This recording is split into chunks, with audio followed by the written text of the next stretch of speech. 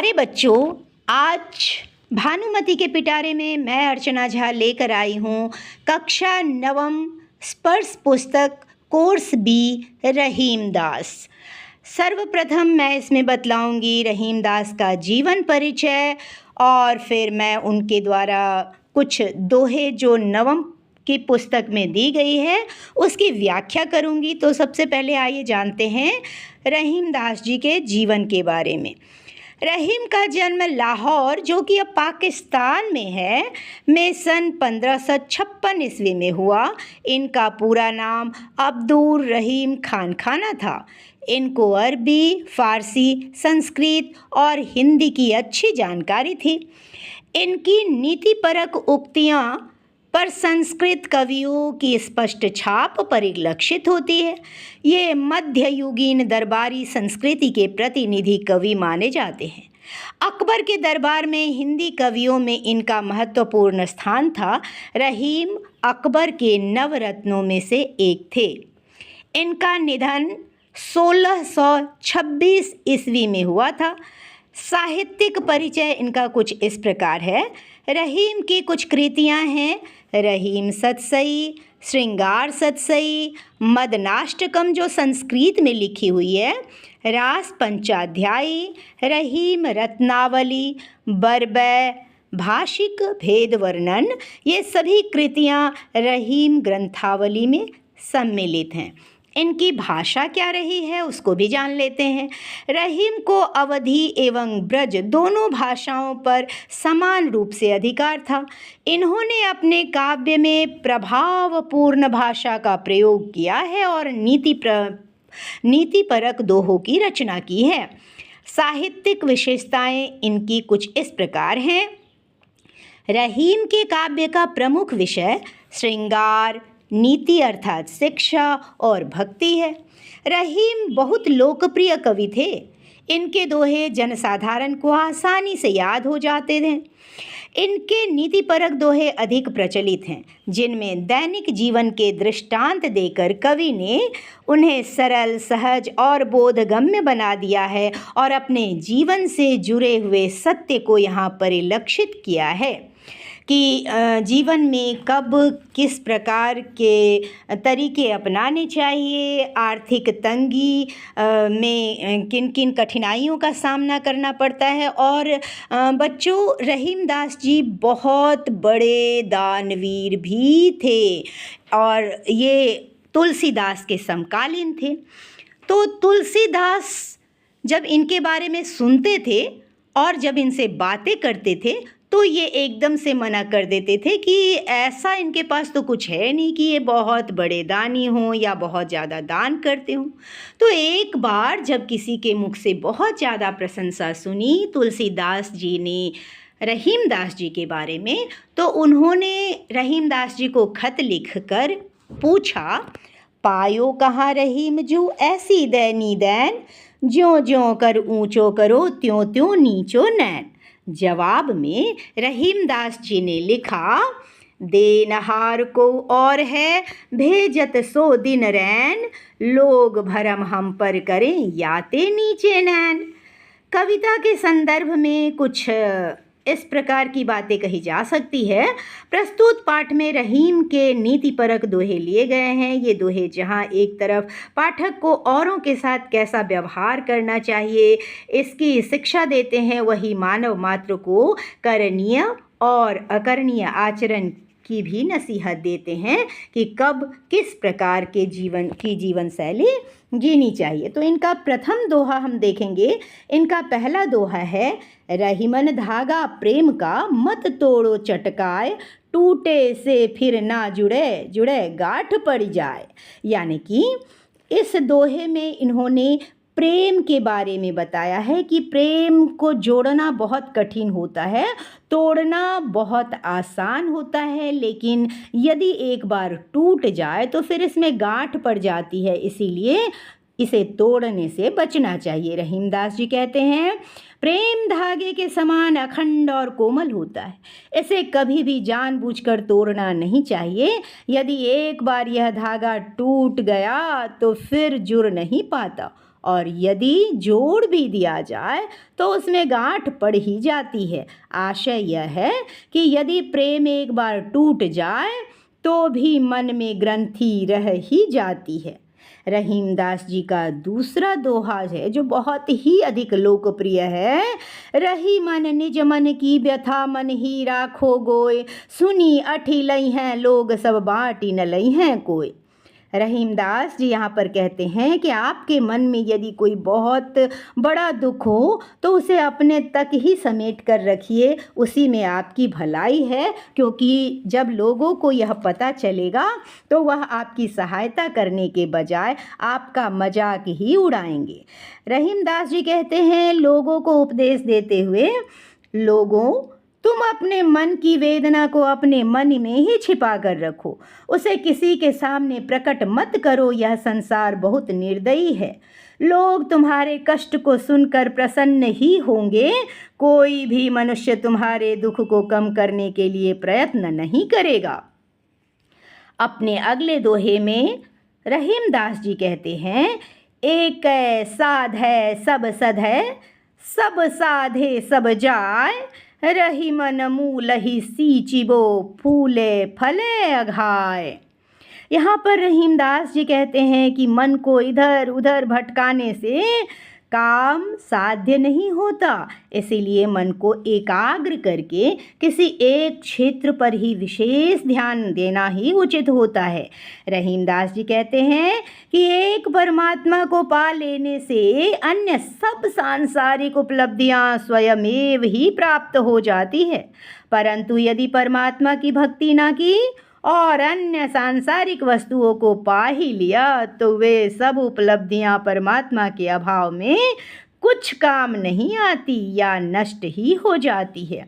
इसलिए रहीम जी कहते हैं कि हे मनुष्यों, तुम जड़ को सींचो यानी मूल को सींचो, उसी से तुम फल फूल पाकर तृप्त हो सकोगे।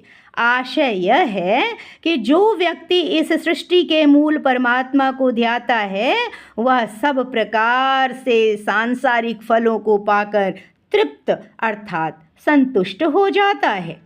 अपने चौथे दोहे में रहीमदास जी कहते हैं, चित्रकूट में रमी रहे रही मन अवध नरेश, जा पर विपदा पड़त है सो आवत यह देश।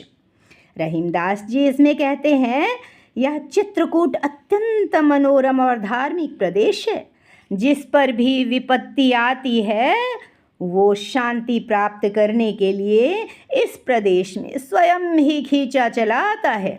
देखिए ना, अयोध्या के राजा राम पर भी जब विपत्ति पड़ी, उन्हें राजपाट छोड़कर वनों में जाना पड़ा तो वे भी चित्रकूट में चले गए और अब वे पूरी तरह इस प्रदेश में रम गए हैं। उनका मन यहाँ रम गया है क्योंकि यहाँ अत्यधिक शांति और सुकून का वातावरण है।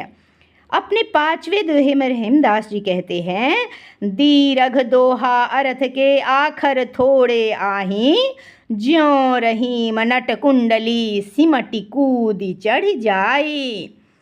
रहीमदास जी कहते हैं, दोहा ऐसा छोटा सा छंद है जिसमें अक्षर तो बहुत कम होते हैं किंतु उसमें अर्थ बहुत गहराई से छिपा हुआ दीर्घ बहुत बड़ा अर्थ छुपा हुआ होता है।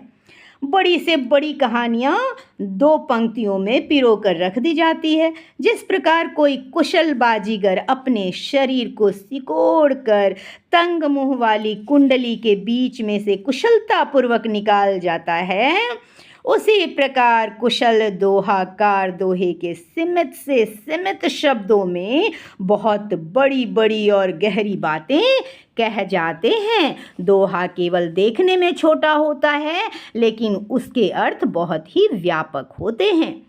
अपने अगले और छठे दोहे में रहीमदास जी कहते हैं, धनी रहीम जल पंक को लघु जिय पियत अघाय, उदधि बड़ाई कौन है जगत पियासो जाए। यहाँ रहीमदास जी कहते हैं कि बड़े लोगों को देखकर यह मत सोच लीजिए कि आपकी ज़रूरत उनसे पूरी हो ही जाएगी, क्योंकि कभी कभी जिनके पास बिल्कुल भी सामर्थ्य नहीं होता है, वो भी आपका अच्छा भला कर सकते हैं और बड़े बड़े संपत्ति वाले लोग आपको फूटी कौड़ी तक देने को तैयार नहीं होते हैं। रहीमदास जी कहते हैं, मेरी दृष्टि में कीचड़ का जल भी धन्य है, क्योंकि उससे कितने ही लघु जीव अपनी प्यास बुझाते हैं। समुद्र की महानता किस काम की, जिसका जल पीने योग्य ही नहीं होता, वह खारा होता है और जीव वहाँ से गुजरते हुए भी प्यासे ही रह जाते हैं। संसार के लोग उसके किनारे आकर भी प्यासे रह जाते हैं। आशय है कि महान वही है जो किसी के काम आ जाए। अपने 7वें दोहे में रहीमदास जी कहते हैं, नाद रीझ तन देत मृग, नर धन हेत समेत, ते रहीम पशु से अधिक, रिझहु न कछु देत।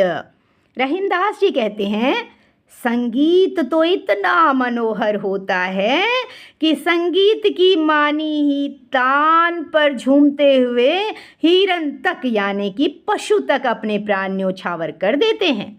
इसी प्रकार किसी की कला पर मुग्ध होकर मनुष्य उस पर प्रेम सहित धन अर्पित कर देता है, परंतु वे मनुष्य तो पशु से भी अधिक जड़ हैं, जो किसी पर रीझ कर भी उसे कुछ नहीं देते, यानी कि तान सुनकर भी उन पर कोई प्रभाव नहीं पड़ता हो। अपने 8वें दोहे में रहीमदास जी कहते हैं, बिगड़ी बात बने नहीं, लाख करो किन कोय, रही मन फाटे दूध को, मथे न माखन होय। रहीमदास जी कहते हैं कि बात एक बार यदि बिगड़ गई तो उसका संभलना बहुत कठिन है।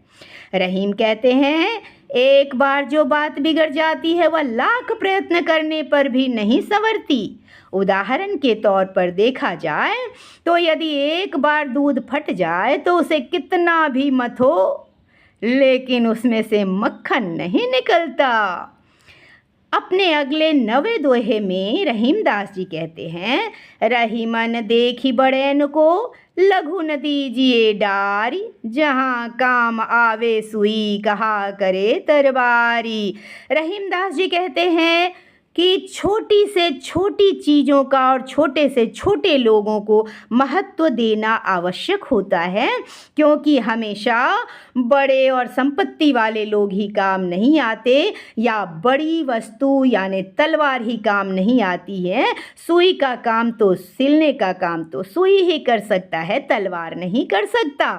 रहीमदास जी कहते हैं, हमें बड़े लोगों को सामने देखकर छोटों की उपेक्षा नहीं करनी चाहिए। छोटों का भी अपना महत्व होता है। उदाहरण के रूप में जहाँ सुई का प्रयोग होता है वहाँ तलवार कुछ काम नहीं कर सकती, अतः छोटों को भी उचित सम्मान मिलना ही चाहिए। अपने 10वें दोहे में रहीमदास जी कहते हैं, रहीमन निज संपत्ति बिना, को न विपति सहाय, बिनु पानी ज्यों जलज को, नहीं रवि सके बचाए। रहीमदास जी के जीवन में कुछ ऐसा समय आया कि वो संपत्ति से हीन हो गए थे और जिनको उन्होंने बहुत कुछ दिया था वो लोग भी उनसे आंखें चुराने लगे थे, और तब उनके मन में यह विचार आया जिसको उन्होंने नीतिपरक दोहे के रूप में हमारे समक्ष रखा। उनका कहना था कि संकट की स्थिति में मनुष्य की निजी धन दौलत ही उसकी सहायता कर सकती है। जिस प्रकार पानी का अभाव होने पर सूर्य कमल को कितनी ही रक्षा करने की कोशिश करे किंतु उसे बचाया नहीं जा सकता, उसी प्रकार मनुष्य को बाहरी सहायता कितनी ही क्यों न मिले किंतु उसकी वास्तविक रक्षक तो उसकी निजी संपत्ति ही होती है। अपने 11वें दोहे में रहीमदास जी कहते हैं, रहीमन पानी राखिए, बिन पानी सब सून, पानी गए न उबरे मोती मानुष छून। रहीमदास जी जहाँ एक और कहते हैं कि अपनी खुद की संपत्ति के बिना किसी और की संपत्ति आपको बचा नहीं सकती, आपकी सहायता नहीं कर सकती, वहीं एक दूसरी ओर कहते हैं कि पानी अर्थात अपने मन का अपना आत्मसम्मान कभी खोना नहीं चाहिए। उनका कहना है पानी का बहुत महत्व है, इसे बनाए रखो। यदि पानी समाप्त हो गया यानी सम्मान समाप्त हो गया तो न तो मोती का कोई महत्व रह जाता है, न मनुष्य का और न आटे का। अर्थात चमक के बिना मोती बेकार है, पानी अर्थात सम्मान के बिना मनुष्य का जीवन व्यर्थ है, और जल के बिना रोटी नहीं बन सकती, इसीलिए आटा बेकार है। तो इस प्रकार बच्चों हमने देखा रहीमदास की जीवनी और रहीमदास के कुछ दोहों का अर्थ सहित व्याख्या। उम्मीद करती हूँ कि आप सब इससे बहुत लाभान्वित होंगे। धन्यवाद।